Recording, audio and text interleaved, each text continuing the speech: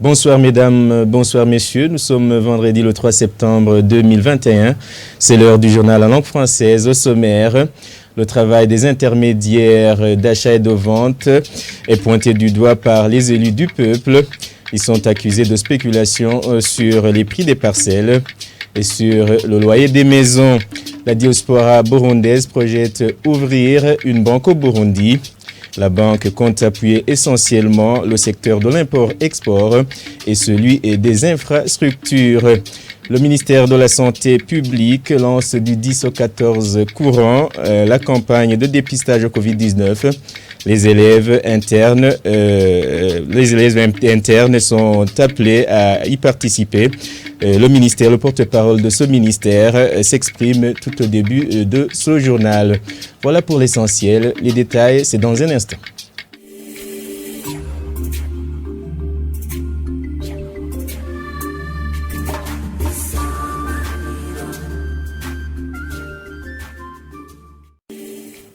Rebonsoir. La campagne de dépistage au Covid-19 pour les élèves internes se déroule du 10 au 14 courant. Jean Bosco Gilukushaka, porte-parole du ministère de la Santé publique, appelle les élèves à répondre massivement à ce rendez-vous dès le premier jour. Suivez.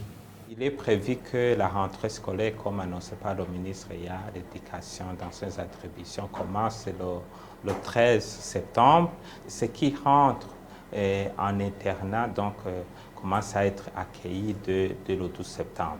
Alors on a tenu compte de ces dates et ainsi la période fixée pour le dépistage pour les élèves et surtout en internat, c'est du 10 au 14 septembre. Donc on va commencer vendredi le 10 et pour terminer mardi le 12. Donc les élèves sont interpellés à se présenter massivement, non pas le dernier jour, mais à commencer dès le 10e jour, dès le 10 septembre, pour éviter que à la rentrée, il y ait beaucoup d'élèves qui se présentent à l'école sans avoir été dépistés. Et effectivement, lors de la première campagne de dépistage de tous les élèves en internat, c'était au 3e trimestre de l'année scolaire écoulée.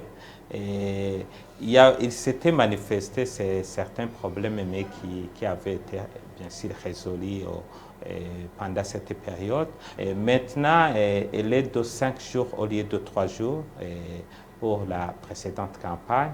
Et cela va permettre aux élèves de pouvoir avoir suffisamment de temps pour aller se faire dépister. Et quant au centre de dépistage, cette campagne va se faire à travers tous les hôpitaux de district. Certains députés s'insurgent contre le travail des intermédiaires d'achat et de vente, communément appelés commissionnaires. Ces derniers sont pointés du doigt comme étant à l'origine de l'augmentation des prix des parcelles et des maisons louées.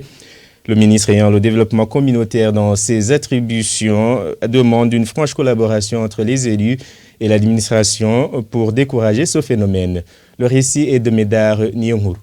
La pratique des commissionnaires de jouer l'intermédiaire entre vendeurs et acheteurs est à l'origine de la montée des prix, que ce soit pour les parcelles ou les maisons de location. Certains députés ont soulevé leurs inquiétudes par rapport au travail de ces faux commissionnaires. Honorable Mundwanabake Sylvain a précisé que le travail de ces faux commissionnaires est à l'origine de différents procès.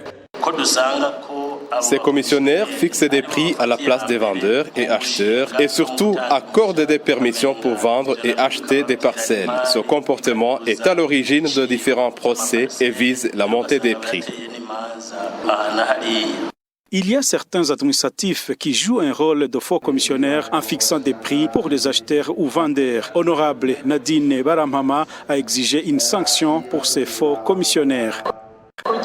Les administratifs qui se font commissionnaires harcèlent la population. Pourquoi ils prennent le devant pour fixer les prix à la place des vendeurs? Pourquoi ne pas les punir? L'éradication des faux commissionnaires pour la vente, l'achat ou la location des maisons n'est pas une chose commode comme pour les bétails. Néanmoins, le ministre ayant le développement communautaire dans ses attributions a demandé une franche collaboration entre les élites du peuple et l'administration pour éradiquer surtout les administratifs qui jouent un rôle des commissionnaires. Les commissionnaires de bétail étaient faciles d'appréhender car leur travail se limite au niveau des marchés. Mais tel que vous le savez, les Burundais achètent ou vendent leurs biens en cachette. Pour le moment, c'est difficile de différencier les commissionnaires et des maisons et des parcelles. Pour le cas des administratifs qui se font commissionnaires, il faut nous signaler, on va vite les remplacer car ils ne remplissent pas leur rôle. De ce fait, la collaboration entre les élus du peuple et l'administration va nous aider à éradiquer le comportement de ces commissionnaires. Nous voulons que tout Burundais mange le fruit de son effort.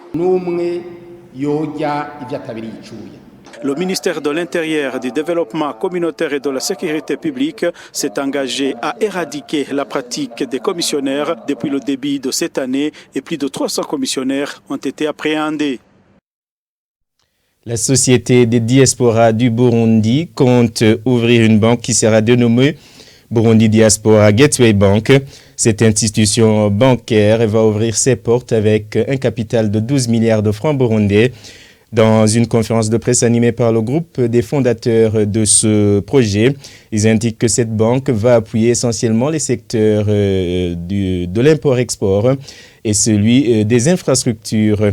Suivez Eric Niragira, il est président de la diaspora burundaise. Ils ont dit que le capital pour la création de cette banque est 12 milliards et que la contribution ou la part, le coût d'une part, c'est 1,2 million. Et puis, ils ont dit aussi qu'ils comptent faire la levée des fonds durant une période qui va d'une année à 2 ans. Et je suis ici pour féliciter ce groupe de Burundais vivant à l'extérieur, à ma qualité du président de la diaspora. J'affirme ma volonté de les accompagner, surtout qu'ils ont eu une opportunité et un temps nécessaire pour m'expliquer le projet de création de la banque et tout le processus qui va suivre depuis le commencement jusqu'à la réussite du projet. Privilégier des cultures adaptées aux conditions climatiques de la région est l'une des facteurs ayant favorisé la réussite de la coopérative Sangwe de la colline Kanyunya en commune Mukike, comme ayant été classée, la commune ayant été classée première. Les membres de cette coopérative ajoutent qu'ils sont dans la capacité de rembourser le prêt de 10 millions leur accordé par le gouvernement. Suivez ce reportage d'Arthur Kavaouchi. Les coopératives Sangwe qui sont dans la commune Mukike sont au nombre de 11 réparties sur les 11 collines de cette commune. Parmi celles-là, la première est celle de la colline Kanyunya. Les membres de cette coopérative disent qu'ils ont eu cette place grâce aux formations et la non-discrimination. Nous avons eu un beau comité qui voyait à l'avance les problèmes. On a également été formés à l'élaboration des projets, ce qui nous a permis d'évaluer ce que nous faisons au sein de notre coopérative. La première chose, depuis la création de notre coopérative, il y a toutes les ethnies, car cette colline est habitée par des gens ici de toutes les ethnies, les Twa, les Hutus et les Tutsis. Tous sont membres de la coopérative et nous sommes unis. Quant au projet mis en avant, il y a la culture des pommes de terre et du blé très productive dans cette région. Quand l'État nous a donné ce crédit, nous avons priorisé la culture de la pomme de terre et du blé, une culture que je qualifie de très productive sur notre colline. Nous avons commencé à planter 2 hectares de pommes de terre. Actuellement, nous atteignons 9 hectares. Plus de 4 tonnes de blé et 143 tonnes de pommes de terre figurent parmi la récolte jusque-là. Nous avons déjà récolté 4,5 tonnes de blé qui sont ici et dans d'autres stocks d'existence, 143 tonnes de pommes de terre plus blé que nous venons de récolter. Les membres de cette coopérative se disent prêts à rembourser le crédit de 10 millions que l'État leur a prêté. Edmond Nibari-Kouré, secrétaire exécutif de l'administrateur communal, dit que leur rôle était notamment la sensibilisation que cet argent n'est pas un don. En tant qu'administration, nous avons joué un grand rôle. On les a sensibilisés que c'est un prêt. Nous leur avons montré des projets rentables pour avoir le gain et de l'argent à remettre. Cette coopérative Sangwe de Kanyunya, dans la commune Mukike en province Bujumbura, qui a été la première au niveau national, a été suivie par la coopérative de la commune Bugendana en province Gitega. En actualité internationale, en République démocratique du Congo, de nombreuses personnes qui avaient dû fuir leur maison à cause de l'éruption volcanique du Nyiragongo à Goma vivent toujours dans des abris de fortune. Ils appellent à l'aide. Suivez ce reportage de nos confrères de France 24 plutôt. L'éruption du volcan Nyiragongo a eu lieu il y a plus de 3 mois. Des amas de roches volcaniques sont toujours là. L'éruption avait fait 32 morts et poussé des dizaines de milliers de personnes à fuir. Aujourd'hui, ils sont encore des milliers à vivre dans des abris de fortune. Après le retour de tous les sinistrés, je me suis construit cette tente dans laquelle je vis. On manque de nourriture, on souffre dans ce camp de déplacés. On risque de mourir de faim. Il faut que le gouvernement nous aide en nous donnant de la nourriture. Si je trouve un petit boulot chez des gens de bonne volonté, je peux gagner $1 par jour. Il faut que le gouvernement nous donne de quoi manger et trouve une solution pour nous sortir de cette misère. Le gouvernement a mis en place plus de 1000 tentes plus spacieuses qui doivent accueillir des sinistrés dans quelques jours. Le site a récemment été touché par des pluies diluviennes. Ce vent a fait écrouler beaucoup d'arbres, que vous voyez des arbres qui sont tombés et qui ont également fait tomber et passer d'abris. Au total, nous avons 67 abris qui sont détruits sur le 1100 étoiles qui se trouvent sur le site. Certains sinistrés affirment que des officiels ont détourné une partie de l'aide humanitaire. Pour l'ONG Médecins sans frontières, la priorité aujourd'hui, c'est l'accès à l'eau potable dans les camps de déplacés.